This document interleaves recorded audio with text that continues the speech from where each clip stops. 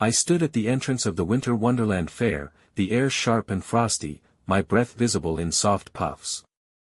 The entire park was ablaze with 1,000 sparkling lights, the kind that made the world feel magical, even if just for a night.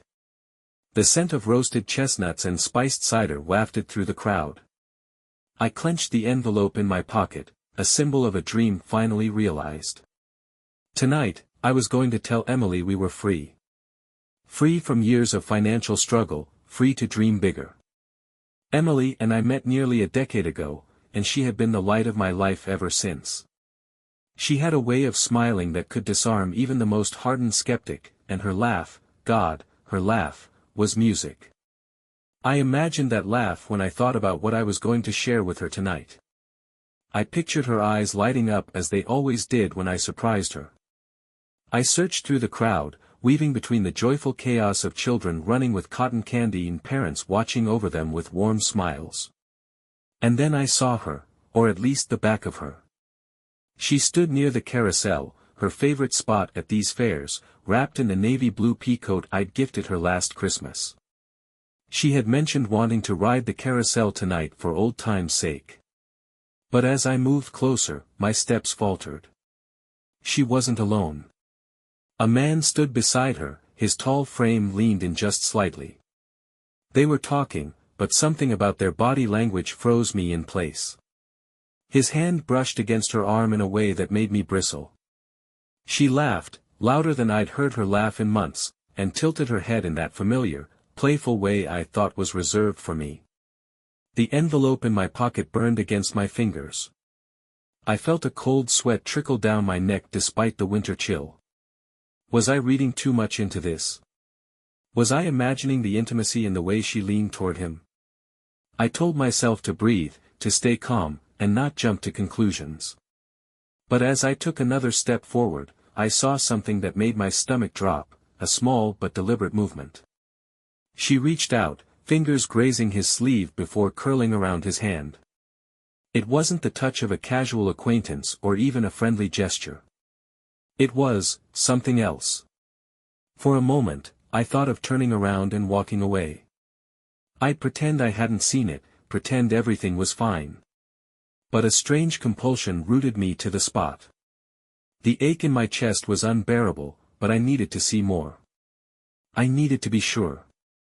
The man leaned down slightly, speaking close to her ear. She smiled, her cheeks flushed, and I knew it wasn't just the cold. My Emily, my wife of 7 years, the woman who once said she couldn't imagine life without me, was here, flirting, giggling, and holding hands with someone else. And then, as if sensing my gaze, she turned her head. Our eyes met. For a split second, she froze, her smile fading into something akin to panic. She quickly let go of the man's hand, but the damage was done. That one look exchanged between us said everything. I turned and walked away, the envelope crumpled in my pocket. The lights, once magical, now felt garish, the festive music grating against my ears. My world had just cracked, and I had no idea how to piece it back together. I spent the rest of that night walking aimlessly around the fair, keeping my distance from the carousel. My hands were shoved deep into my coat pockets, the crumpled envelope a painful reminder of the news I had come to share. Maybe I misunderstood, I told myself, though the scene I'd witnessed played over and over in my mind. Emily's laugh, the way she leaned toward him, the way she touched his hand, none of it added up to something innocent. But doubts clawed at me. What if I had caught her in a moment that looked worse than it was? Emily wasn't perfect, but she wasn't cruel. I couldn't picture her doing something so heartless, especially after all we'd been through together. Could she? When the cold became unbearable, I finally made my way home. Our small house on Birch Street looked inviting as ever, the porch light glowing warmly in the darkness. I paused before going in, taking a deep breath to steel myself. Emily was already home. Her coat was slung over the arm of the couch, and she stood in the kitchen, pouring a glass of wine. She glanced up as I walked in, her expression calm and almost too casual. "There you are," she said with a smile. I thought you'd be back sooner. How was the fair? Her voice carried none of the tension I'd felt when our eyes met at the carousel. If she was nervous, she hid it well. I hesitated, scanning her face for any hint of guilt or deceit. It was fine, I replied, hanging my coat by the door. She handed me a glass of wine, her movements relaxed, and for a moment, I wondered if I had imagined everything. Maybe she'd just been catching up with an old friend. Maybe I was being paranoid. But then I thought of the way her smile had vanished when she saw me, the flicker of alarm in her eyes. Did you see anyone you knew? I asked casually, watching her closely. She took a sip of her wine and shook her head. No one, really. Just the usual crowd. It felt like a slap. She was lying, flat out lying. I gripped my glass tighter, fighting the urge to confront her. If she was willing to lie so easily, what else had she been hiding? The words burned on the tip of my tongue, but I swallowed them down. Not yet. I needed to understand more before I said anything. Confronting her now would only give her time to cover her tracks. Instead, I forced a smile and changed the subject. I've got something to share, but I'll tell you tomorrow. I'm beat. Her eyes lit up with curiosity, but she didn't press. All right. Tomorrow then. As we settled into our usual routines, I couldn't stop watching her, searching for cracks in her facade. Every laugh, every glance, every word felt like part of a puzzle I couldn't yet solve. That night, as she slept beside me, I lay awake, staring at the ceiling. My heart ached with questions I couldn't answer. Who was that man? How long had this been going on? And most painfully of all, what had I done wrong to make her seek something, or someone, else?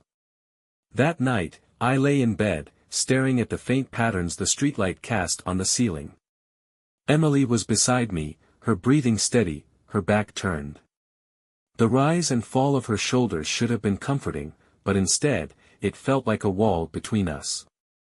I couldn't stop replaying the scene at the carousel, the way she had tilted her head toward him, the way her laughter had rung out like it belonged to a different life.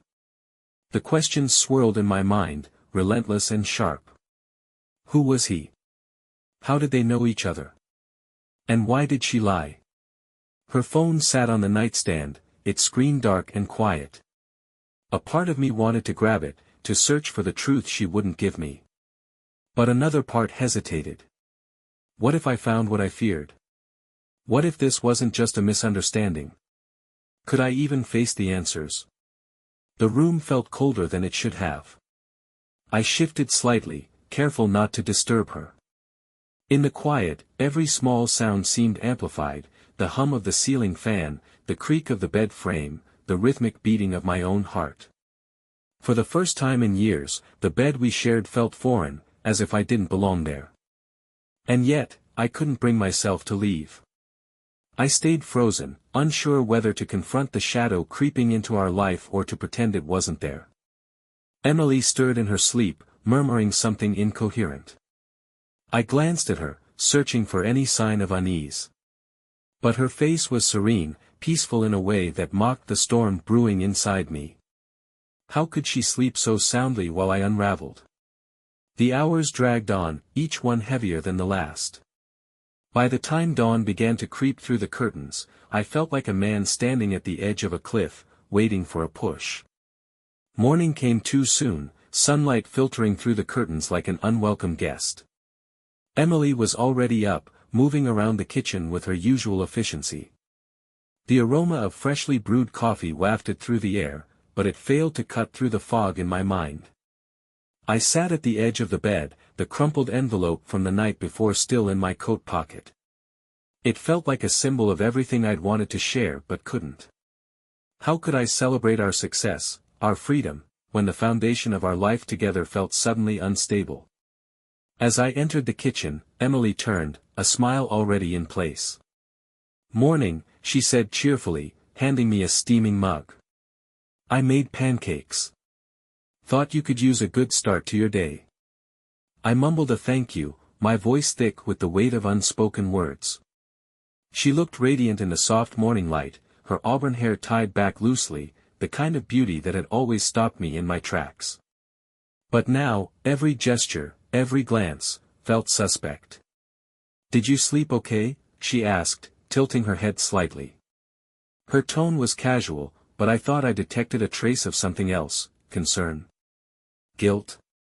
It was impossible to tell. "Not really," I admitted. "Too much on my mind." She nodded, setting a plate of pancakes in front of me. "You've been working so hard. Maybe you need a break." The irony of her words nearly made me choke. A break. If only she knew how much I wanted to break through the walls she was so carefully constructing.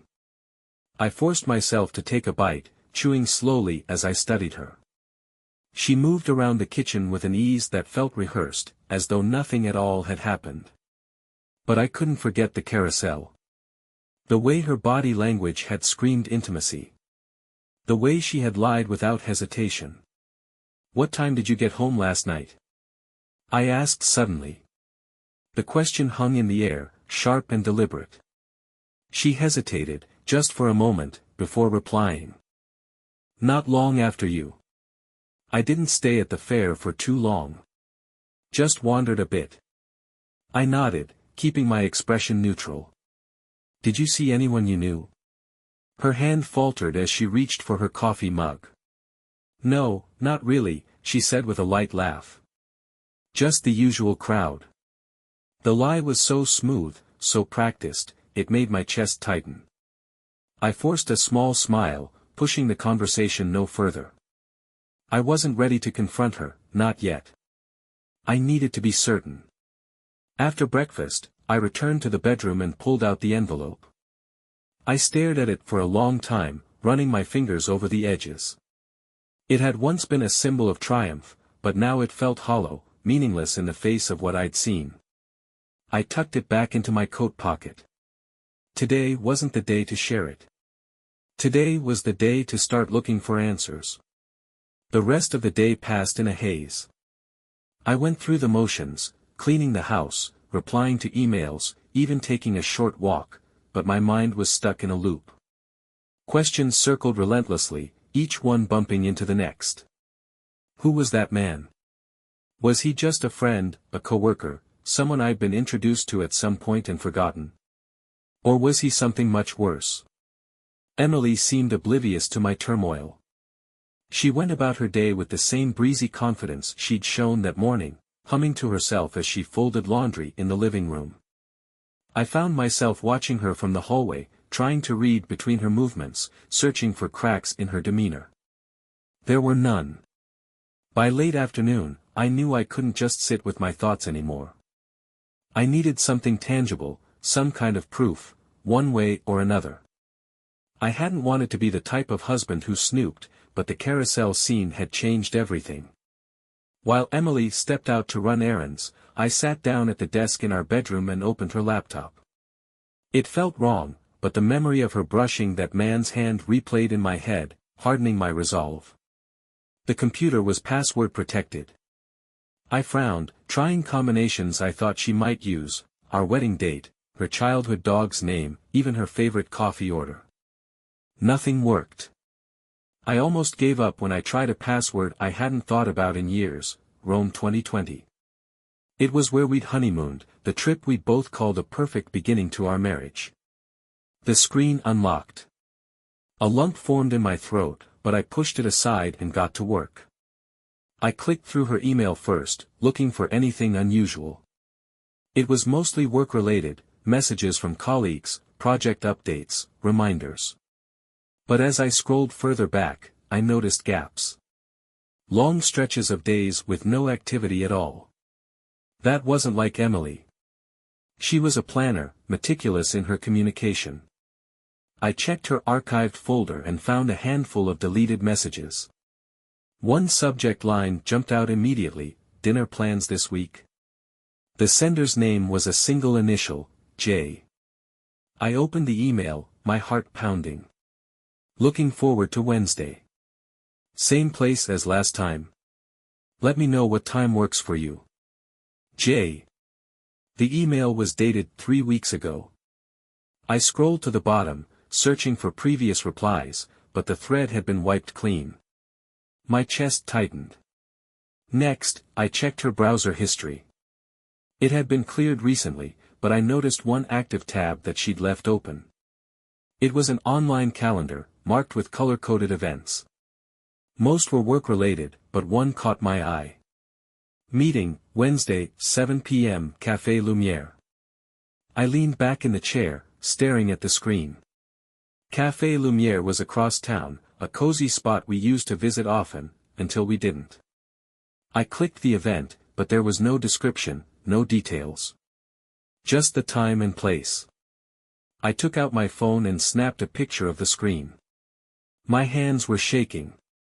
That night, as Emily chatted about her day, I pretended to listen. I nodded in the right places, even laughed when she made a joke. But my mind was miles away, fixated on the café, the email, and the man with the single initial. I wasn't ready to confront her, not yet. First, I needed to see what happened on Wednesday night. Wednesday came slowly, each passing hour weighing on me like a heavy stone. Emily was her usual self, talking about a project at work over breakfast, texting casually during the day, and even suggesting takeout for dinner. It was as if the cracks I felt so deeply in our life were invisible to her, or maybe she was better at pretending. When 6:30 p.m. rolled around, she casually grabbed her coat and purse, pausing by the mirror in the entryway to smooth her hair. "I'm meeting a client for dinner," she said, her tone nonchalant. "Don't wait up for me." The words felt rehearsed, too easy, too perfect. I nodded, forcing a small smile. "All right. Have a good time." She kissed my cheek lightly, and I watched her leave, the door closing with a soft click. My heart raced as I grabbed my coat and keys. Tonight was the night I'd get answers. I arrived at Café Lumière 20 minutes later, parking a block away to avoid being seen. The café was warm and inviting, its windows glowing golden in the evening darkness. Through the glass, I could see the tables, most of them full, patrons sipping wine and chatting beneath strings of soft white lights. And then I saw her. Emily was seated near the back, her profile partially hidden by a man's broad shoulders. It was him, the man from the carousel. He leaned in slightly, saying something that made her laugh. That laugh. The same one that had haunted me for days. I stayed outside, hidden in the shadows of a neighboring store's awning. The ache in my chest was unbearable, but I couldn't tear my eyes away. Their body language was unmistakable, leaning toward each other, subtle touches on the hands, the way her smile lingered after he spoke. I pulled out my phone, angling it carefully as I snapped a series of photos. They weren't great, blurred by the distance and glare from the café's lights, but they captured enough. Emily and the man, close, familiar, far too comfortable for anything innocent. Minutes stretched into what felt like hours as I stood there, watching them. I told myself to leave, that I'd seen enough, but my feet wouldn't move. Part of me still wanted to believe there was an explanation, something that didn't shatter everything we'd built together. Finally, they stood. He helped her with her coat, his hand brushing her arm in a way that sent another stab of pain through me. They exited the café together, and I ducked behind the corner of the building, heart pounding as they walked past. They didn't notice me. He opened the door of a black sedan for her, and they drove off. I stood there long after they were gone, the cold night air biting at my skin. When I finally got back to the house, it felt emptier than ever. I sat at the kitchen table, staring at the photos on my phone. Each one was a dagger, undeniable proof of what I'd feared. Emily came home 2 hours later, slipping through the door with a smile that made me feel sick. "It went well," she said, setting her bag down. "The client's interested in a long-term deal." I nodded, keeping my voice steady. "That's great." She didn't notice the strain in my words. Or maybe she did, but didn't care. Either way, I knew what I had to do next. The following morning, Emily acted as though nothing had changed. She hummed to herself while making breakfast, a soft tune I couldn't place, her mood as light as if she hadn't just spent the evening with another man. Watching her, I felt like a stranger in my own home. I couldn't keep pretending much longer. The photos on my phone were enough to strip away any lingering doubts, but I needed more than blurry images and my own suspicions. If I was going to confront her, I wanted the truth in its entirety. "Are you working late tonight?" she asked casually, setting a mug of coffee in front of me. "Probably," I replied, keeping my tone neutral. "Big deadlines coming up." She nodded, sipping her coffee. "Just don't push yourself too hard, okay? You've been looking tired lately." Her concern felt like a cruel joke.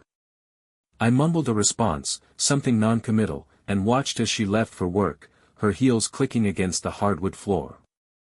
The moment the door closed, I grabbed my coat and keys. It was time to dig deeper. I started at Café Lumière. The barista, a cheerful woman with bright red hair, greeted me with a smile. "Welcome back.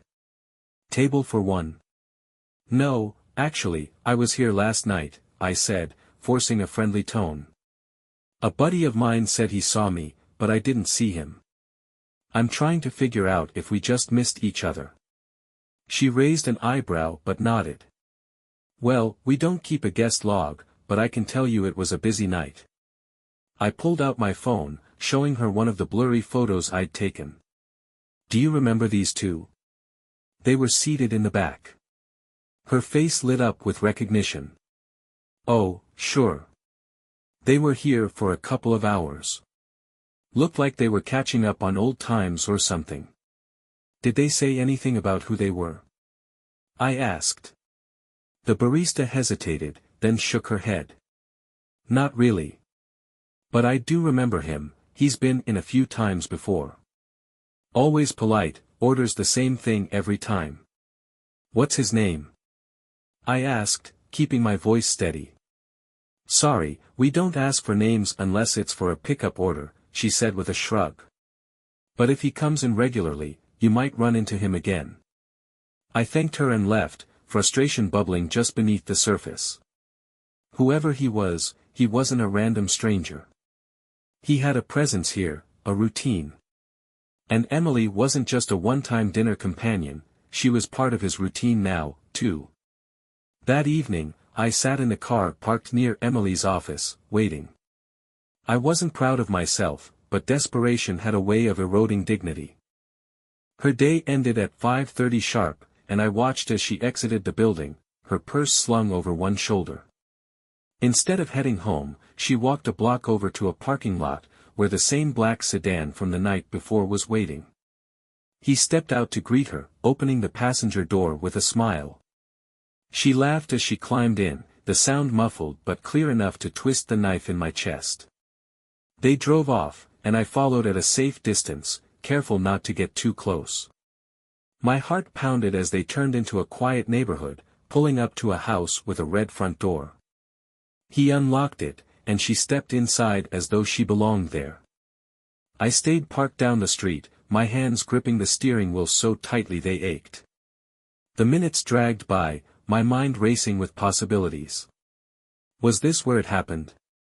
The place where the lie of our life together unraveled. The porch light flickered on, and the shadows of two figures moved behind the curtains. I couldn't stay any longer. Driving away, I felt both sick and certain. The truth was right there, staring me in the face. But what I did with it, what came next, was something I still didn't know. By the time I got home, the weight of everything I'd seen had settled firmly on my shoulders. The house was quiet, almost mocking in its stillness. Emily wasn't home yet, and I had no idea when she would be. I wasn't sure if I wanted her to walk through the door at all. I paced the living room, replaying the events of the past few days. The cafe, the house, the lies. Each piece clicked into place, forming a picture I didn't want to see but couldn't ignore. My phone sat on the coffee table, the photos I'd taken staring back at me like accusations. It wasn't enough to just know, I needed a plan. After hours of agonizing, I made a decision. I wasn't going to let her keep weaving this web of deceit. I needed to talk to someone who could help, someone who would see things clearly. The next morning, I drove to meet Ryan, my oldest friend. He worked out of a small office in a co-working space downtown, his walls lined with degrees and certifications that I'd teased him about over the years. He was a private investigator now, and if anyone could help me make sense of the chaos, it was him. "You look like hell," Ryan said, leaning back in his chair as I entered. "Feels worse than it looks," I replied, sinking into the seat opposite him. He gave me a sharp look. "What's going on, Will?" I hesitated for a moment before pulling out my phone and showing him the photos. "Emily. And, this guy." Ryan's expression hardened as he flipped through the images. "How long has this been going on?" "I don't know. A couple of weeks. A couple of months." I shrugged, running a hand through my hair. "All I know is what I've seen. The dinners, the lies. She's with him, Ryan." He studied me for a long moment before speaking. "You need more. More than just photos. If this gets ugly, and it will, you need proof. Something concrete." "I don't even know his name," I admitted, slumping in the chair. "That's where I come in," Ryan said, his voice firm. "Give me what you have. The cafe, the house, the car. I'll handle the rest." For the first time in days, I felt a flicker of hope. "Thanks, Ryan. You're not going to like what I find," he warned, standing to grab his coat. "But at least you'll know." Over the next few days, I tried to focus on my routine, but every moment without Emily in the house felt like a countdown to the inevitable. Ryan's updates came sporadically, each one chipping away at the hope I'd been clinging to. "He's not just some random guy," Ryan said during a late-night call. "His name's James Harper. Runs a consultancy firm downtown." "Do they work together?" I asked, my stomach churning. "Doesn't look like it," Ryan replied. "But they've got history." I pulled up some social media records. "She's liked his posts, commented on his photos. This goes back years." Years. The word felt like a punch to the gut. How had I missed it? How could I have been so blind? Ryan sighed. "She's careful, I'll give her that. No paper trail, no obvious connections. But they're meeting regularly. I've got dates, times, locations. Enough to confront her, if that's what you want." I thanked him, ending the call, and sat in silence for a long time. Confrontation felt inevitable, but the thought of facing Emily and hearing her excuses, or worse, her indifference, was almost too much to bear. That night, as I lay in bed staring at the ceiling, the house felt colder than ever. Emily was beside me, her breathing even and calm. She didn't know I was armed with the truth now, ready to shatter the illusion she'd been crafting for who knows how long. But I couldn't bring myself to wake her. Not yet. For all the anger and betrayal coursing through me, part of me still clung to the woman I thought I knew. Tomorrow, I told myself. Tomorrow, everything would change. Morning arrived with a heavy stillness, the kind that makes you feel like something is about to break. Emily was already up, moving through her routine like any other day. I watched her from the doorway of the kitchen, the way she hummed softly while making coffee, completely unaware of the storm brewing just behind her. I gripped my phone in my pocket, the photos Ryan had sent me burning like a hot coal. Proof of the dinners, the meetings, and the man she'd been lying to me about. James Harper.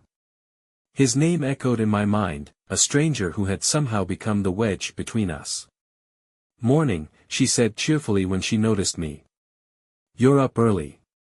"Yeah," I replied, my voice strained. "Couldn't sleep." She frowned, setting down her mug. "Are you okay? You've seemed off lately. I wanted to laugh at the absurdity of her concern. Instead, I took a step closer. Emily, we need to talk. Her smile faltered, and she set the mug down on the counter. Okay, she said slowly. What's going on? I took a deep breath, my hands shaking as I pulled out my phone. Who's James? The color drained from her face. For a moment, she didn't speak, her lips parting as if to say something, but no sound came out. What? She finally managed, her voice barely above a whisper. Don't lie to me, I said, my tone sharper than I intended. I held up the phone, showing her one of the photos Ryan had taken, her and James at the cafe, their heads close, her hand brushing his arm. I know about the dinners. The house. Everything. She stared at the screen, her expression shifting from shock to something I couldn't quite place, guilt. Defiance. Will, it's not what it looks like, she said, her voice trembling. I can explain. Then explain. I snapped, my frustration boiling over. Because from where I'm standing, it looks like you've been lying to me for months. Emily ran a hand through her hair, taking a shaky step back. He's an old friend. That's all. We reconnected a while ago, and... Don't, I interrupted, my voice low and cold. Don't insult me by calling him a friend. Friends don't meet secretly. Friends don't act like, my voice caught in my throat, the words too painful to say. She looked away, her eyes filling with tears. It wasn't supposed to go this far, she admitted, her voice breaking. I didn't mean to hurt you. The admission hit me like a punch to the gut. So it's true, I said quietly. You've been cheating on me. Emily sobbed, covering her face with her hands. I'm sorry, she whispered. I didn't mean for this to happen. I've been so lost, Will. We've been so distant, and I. Don't you dare blame this on me, I said, my voice rising. I've been here, Emily. I've been trying. And while I was building our life, you were, doing this? She didn't answer, her shoulders shaking as she cried. The room felt like it was closing in, the walls pressing tighter around us. I wanted to scream, to yell, to demand answers. But all I felt was a crushing wave of disappointment. I trusted you, I said finally, my voice hoarse.